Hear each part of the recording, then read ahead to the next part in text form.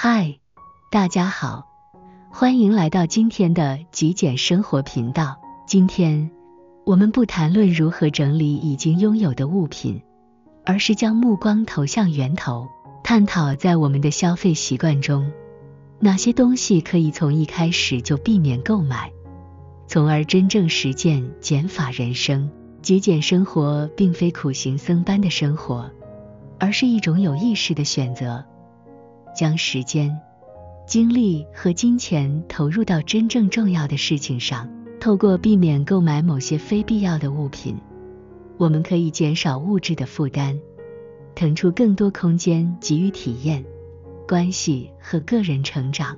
今天我将分享我个人在实践极简生活中从来不会主动购买的10样东西。这些并非绝对的规则，而是我根据自己的生活经验和价值观所做的选择。希望这些分享能给你带来一些启发，帮助你开始审视自己的消费习惯，踏出简化生活的第一步。第一样，过度装饰性的摆设品。你是否也曾被琳琅满目的可爱小物、精致摆设所吸引，一时冲动就将它们带回家？然而，仔细想想，这些小东西除了占据空间、增加清洁的负担之外，真的为我们的生活增添了多少价值呢？很多时候，它们只是静静地躺在角落，随着时间流逝而被遗忘。极简生活提倡的是实用至上，我们应该将重心放在真正能提升生活品质的物品上。那些只是为了装饰而存在的摆设品，往往只是消耗我们的金钱和空间。当然，这并非否定所有装饰品的存在价值。如果某件物品对你来说有特殊意义，能唤起美好的回忆或带来愉悦的心情，那么它就超越了单纯装饰的范畴。但对于那些只是盲目跟随潮流、可有可无的摆设品，我们可以勇敢地说不。第二样，一次性使用的物品。随着环保意识的抬头，我们越来越意识到一次性用品对地球造成的负担。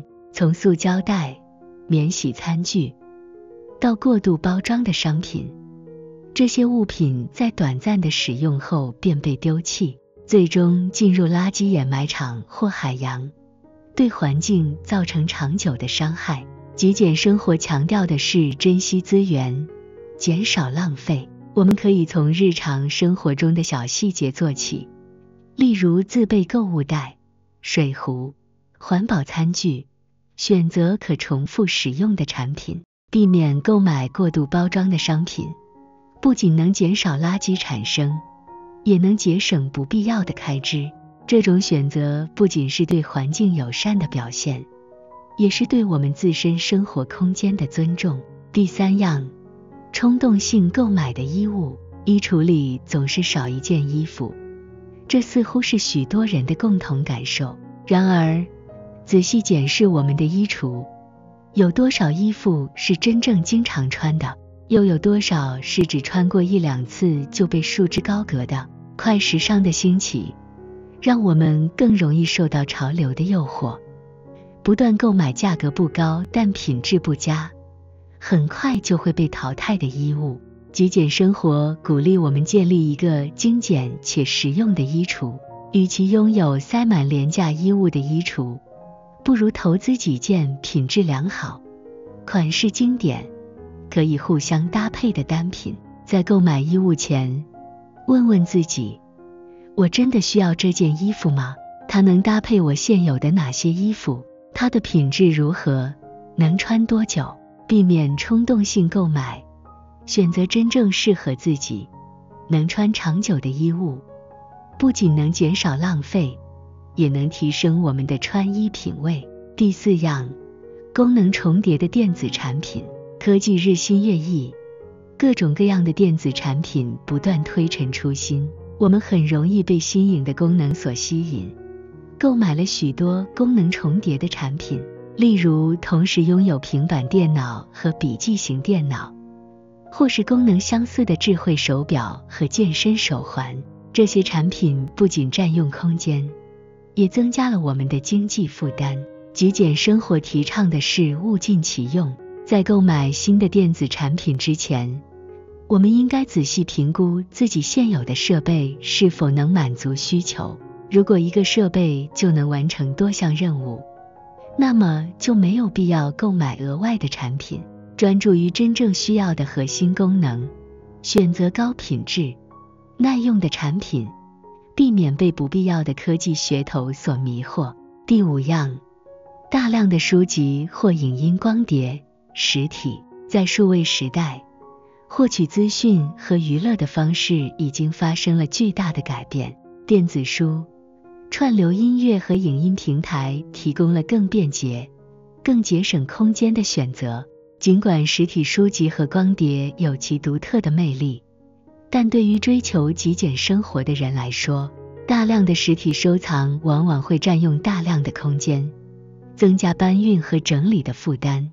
当然，这并非完全否定实体书籍和光碟的价值。对于某些具有特殊意义或值得珍藏的作品，拥有实体版本无可厚非。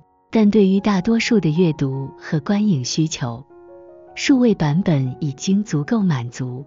我们可以考虑将不常阅读或观看的实体书籍和光碟转让或捐赠出去，转而使用电子阅读器、串流平台等数位工具。第6样，不必要的厨房用具。厨房是另一个容易堆积物品的空间，各种各样的烹饪工具、烘焙模具、小家电往往让我们眼花缭乱。然而，仔细想想，我们真正经常使用的又有多少呢？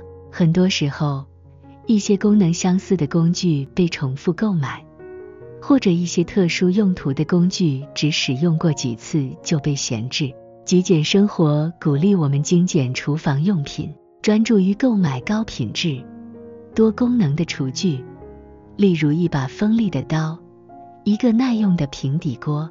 对于那些不常用的特殊工具，可以考虑租借或与他人共用。减少不必要的厨房用品，不仅能让我们的厨房空间更整洁，也能减少我们在清洁和整理上花费的时间和精力。第7样，免费赠品和促销品。商家为了促销，经常会提供各种各样的免费赠品和促销品，例如购物满额赠送的小礼品、试用包，或是买1送1的商品。这些东西往往看起来很划算，但很多时候并非我们真正需要的，最终只是被堆放在家里的某个角落，成为无用的杂物。极简生活提醒我们要保持清醒的消费意识，不要因为是免费的或有折扣就购买不需要的东西。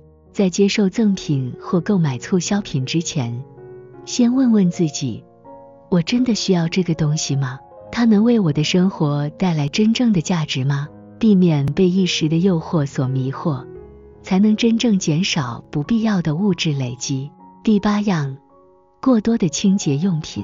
为了保持家里的清洁，我们可能会购买各种各样的清洁用品，例如地板清洁剂、玻璃清洁剂、厨房清洁剂、浴室清洁剂等等。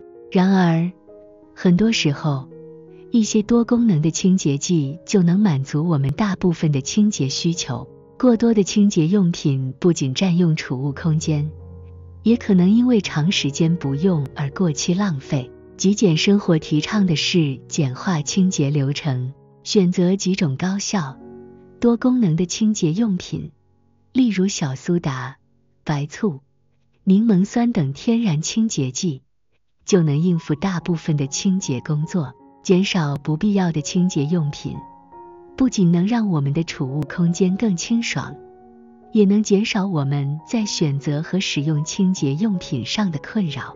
第9样，不合脚或不舒适的鞋子。